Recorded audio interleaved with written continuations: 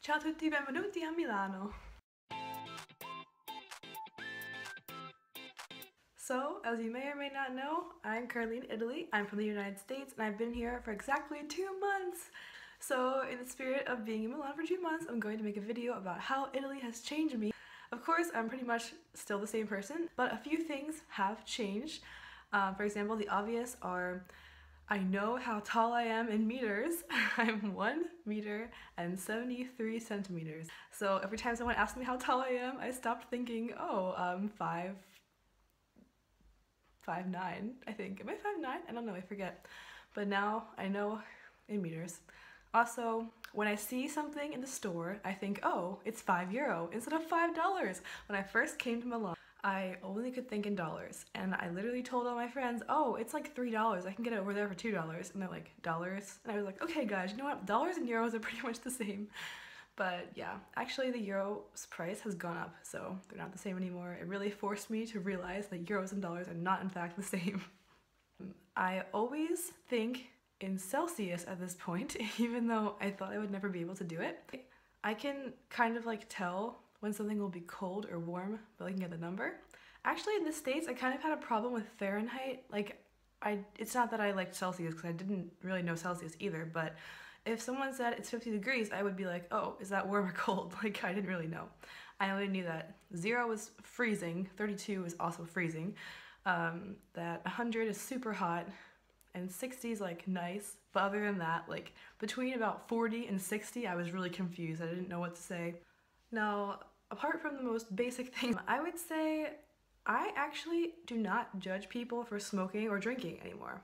Okay, so let me just explain this a little bit. In the United States, if you smoke cigarettes, that's what I'm talking about, don't worry. But if you smoke cigarettes and you're like 18 years old, it's really considered weird because usually only adults smoke. Usually if adults have been smoking for years, they find it hard to quit, which is fine. I never really judged anyone for that. It's not a good life choice to smoke, but I understand that back in the olden days it was cool to smoke, so a lot of people did it. And so hence a lot of adults from that point have found it hard to quit, so it's just still a thing they do. But if people our age smoke, it's just not common at all. Like, it's usually considered gross. It's not something people do. The people don't peer pressure each other to smoke, really. Drinking is a different story, but yeah, smoking cigarettes is definitely not a common trend among people my age. So when I came to Europe, I was like, okay, why is everyone smoking? In America, if one of my friends smoked, I'd be like, what are you doing? Stop that right now. That's really bad for you. You're gonna ruin your future. You're gonna get addicted. Like, if I met someone new and the person was super nice, and then I saw the person whip out a cigarette, I definitely would not want to hang out with him or her again. It's just the way things are in America. I don't know. That's how my brain was. Also with drinking, it was very, let's say, a lot more common than cigarettes among people my age. We're not allowed to drink until we're 21, so a lot of people who are younger than that age do it either at home or at house parties, which personally I'm not a fan of. I have never been to a house party with drinking before. Because I just choose to remove myself from those scenarios. If someone told me that he or she has drunk before underage, I would really, really be upset because like it's illegal in my country, so I don't know, it's just like it rubs me the wrong way. I would never want to break the law to do something because it's cool. It's just not how I am. So if someone else did it, I would really be disappointed in that person. So overall, I always associated with smoking and drinking as being bad, and I just kind of judged anyone who chose to do either one. Not in a bad way, like of course you can do what you want, but I kind of like didn't want to surround myself by people who did those things because I didn't ever want to be influenced into doing that. Europe was a big surprise. Literally all of my friends drink except for like maybe 5 tops. And it's because they're allowed to drink, first of all, that's good. And second of all, there's like a drinking culture in Europe. The thing is, in America, people drink to get drunk usually, and they're like, oh, I'm drunk, I'm so cool. But here in Europe, it's like, if you drink, it's cool because you're doing it with your friends, and it's a fun activity to do. It's not really necessarily true that drinking to get drunk is the goal here. I do not judge people at all for drinking here, and I now look like people who drink in the United States underage. I would not really judge them as much anymore. So of course I would not do it myself. I think it's wrong to break the law, but I mean, I understand that those people also want to have the same freedoms that Europeans have, I suppose. And I can see that it's like a different lifestyle that they choose to live that I never really exposed myself to, so I don't judge them as much. So I'm not saying that I would do it myself, but I'm just saying that I respect their decisions to do it if they want to. And as for smoking, smoking is so common here. Everyone in Italy smokes. At least half of my Italian friends smoke, and every time I leave my university, there are kids smoking outside. Every time I walk in the streets, there are at least a ton of people smoking on the streets. It's just a very common habit. I feel like smoking here is like smoking as it was in America when my parents were children, because it was cool back then, and here it's unfortunately still considered cool. So all these Italian children are raised to think that smoking is cool. There's a totally, completely different cultural association with smoking, a whole different connotation. I mean, of course, I have not smoked, I never will, I do not want to do it. But if someone wants to smoke a cigarette and that person has grown up in an environment where it was cool or something of the like, I respect that person's decision to smoke. Okay, that's hard for me to say. I respect the person anyway, even though the person is smoking, because even though I don't like it and I think it's disgusting, that person has a different background than I did, so how?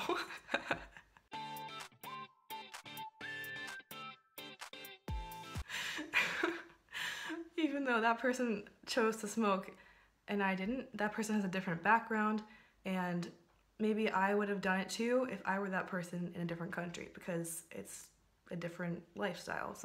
So now if I'm sitting next to someone and the person whips out a cigarette, I'm kind of upset by it because I don't want to breathe in the smoke, but I'm not like completely against being friends with that person because they smoke. So yeah, I hope I've explained myself well. Now if I met someone who smoked in the United States, I don't know what I would do actually, because it's not cool there, so like I can't even give them that for it.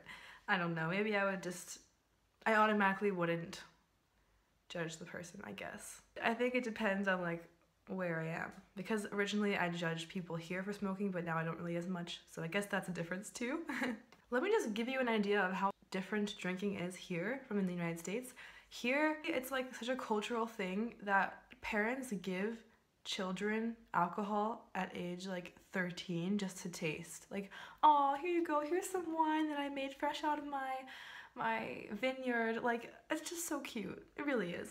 And I don't know, even in like Romania or like England, in a lot of countries it's very, very common to drink, just to have a sip at a young age. And by the time you're like 14 or 15, you can start drinking like a glass maybe like once in a while. And then when you're like 16, 17, 18, it's like a thing you do sometimes with your friends. Especially in Italy where there's no drinking age. It's 18 to buy alcohol, but you can definitely drink below 18. Like there's no law against drinking, just against buying. It's just completely different. And then in the United States, if you try to even think about buying alcohol or drinking alcohol when you're younger than 21 years of age and a policeman sees you, you're automatically going to have a penalty for it, whether it be a fine or... I think the rules vary from state to state, so I shouldn't say exactly what the rules are, but the law tries very hard to stop any teenager from drinking underage. But the thing is, a lot of teenagers try to get fake IDs so they can buy alcohol. They try to get fake IDs to go to the club. I don't know if it ever works. Probably works a lot, actually. Overall, the way that it changed me is that I am more open-minded to being friends with and not drawing immediate conclusions about people who smoke and drink. Some more really random basic things that are different. I don't hate military time as much. I still don't really like it, but at least I know how to do it, because in Italy everyone uses military time. Sometimes my scheduled exams are even in military time, or my classes are at military time. So yeah, it's very difficult when I'm speaking Italian and I'm talking about times, because not only do I have to translate the time, but I also have to translate it into military time. So it's like a whole other process in my head, you know, like, yeah, anyways. Some English words I now actually respond to. The lift instead of the elevator, the queue instead of the line, maths instead of math. That really bothers me. Why write the extra S when you don't have to? And also, a lot of my classmates who learned British English instead of American English, say they're revising for exams, which actually means studying for exams. So it's weird for me because in America, revise means to edit something. Like I'll revise my paper and I'll turn it in. I wouldn't say I'm revising for an exam. Also, the fact that the word Q instead of line is used, why? Like, the word Q is literally just only pronouncing the first letter of the actual word. Q, U, E, U, E. Just get rid of the U, E, U, E, and you just get letter Q. Like, that would make more sense. Speaking of Qs, they don't exist in Italy, so that's like a blessing and a curse. So in America, usually single file lines are the way to go, or at least people try to do them. Sometimes it's like 2 at a time, but it's never a pile, a literal congregation of people in front of like, I'll use my school cafeteria as the perfect example. My school cafeteria has one queue or line of people paying for food, and then once you pay for the food, you have to get another line to actually get the food. So the line in front of the pizza section and the sandwich section literally is a giant assembly of people just waiting, hoping they're eventually gonna get to the front and get the food. It's actually really funny. I should really videotape that. Another way Italy changed me. I like going to the supermarket because when you look at the price of some grapes, you say, oh, it's €3 for this pack of grapes. And when you go buy it, guess how much it costs? €3! The tax is always included in the price of the item. Thank the good Lord. It's so nice. Also, if I go to a restaurant and I want to order some pasta and some bread and some salad, some soup, some dessert, say my entire meal adds up to €15. I pay for it, and guess how much it costs? Probably 16 or 17 euro. But you do have to pay a coperto usually, which is the equivalent of tipping, except it's always a fixed cost for every single order. So say it's €1 or €2. Usually it's not more than €2. If it is, it's probably a really fancy restaurant. In this €15 example, in America you'd have to leave 20% of it, which would be approximately €3. Usually the coperto is 1 or 2, so there you go, you're still saving money. It's the best! So also, when I go back to the US, I'm gonna probably forget about that and be uber upset when I want to buy this bundle of stuff in the store and I actually have to pay more than I thought. I now buy my food in smaller quantities, so therefore I go to the supermarket a lot more often. Because usually in Europe, it's kind of a given that everything here is smaller in quantity. The cars are smaller on the street. The amount of food in a cereal box is smaller. The buildings are smaller. You don't really see skyscrapers in Europe because it's too old. Just everything is smaller, you know? Like, this one upsets me to the core. But now, I sometimes use Instagram stories. Okay, in the United States, Snapchat had the stories first. So everyone posted the Snapchat stories. For example, in America, it would be like, okay, I'm gonna eat some french fries now, so I'll take a picture of it and I'll post on Snapchat, fries over guys, and put it on my story. Then here, it's like, okay, I'm about to eat some spaghetti, so I'll take a picture of it and I'll post it on my Instagram story. No, it's not the case at all in America. I mean, some people want to be artsy, so they use the Instagram story, but no, Snapchat had it first. All the cool stuff goes in the Snapchat story. But here, Instagram stories. Snapchat's very uncommonly used here. The majority of the Italians / Europeans in general do not use the Snapchat. So they always resort to Instagram story. And so now, sometimes because I do want to connect with the Europeans who don't use Snapchat, I use the Instagram story, and I kind of hate myself for it, but that's the thing that happened. Even though I will always stay loyal to Snapchat in my heart, you know? I always will continue to use the Snapchat story. Always. This one is one that kind of bothers people sometimes, but sometimes I don't feel like texting someone, so I send an audio instead. Okay, here's the thing about audios. There's not really a way to do it with iMessage or with texting unless you use the weird feature that deletes the audio after you send it. So it's very uncommon in America. In fact, this feature wasn't even available until this year, and no one sends audios. If you want to talk to someone, call them, that's good, but you will not send an audio, it's just too weird. Also, when you record it, you like hear your own voice, and then you have to like hear your own voice again when you play the audio back. So it's just really a weird thing. Actually, I did not even get used to audios until maybe a few months after I met the Italian friends. My university has had a group chat for about a year now of students who would come to this university in the same time, September. Just to communicate, we use an app called WhatsApp, and it allows you to send audios. So people took full advantage of that and they sent audios instead of texting. And I was like, that's so weird. Like, what if you make a mistake? You have to still send the audio anyway, or you have to restart. It's just so wasteful, and you have to like hear someone's voice. It's just so weird. I would hate it.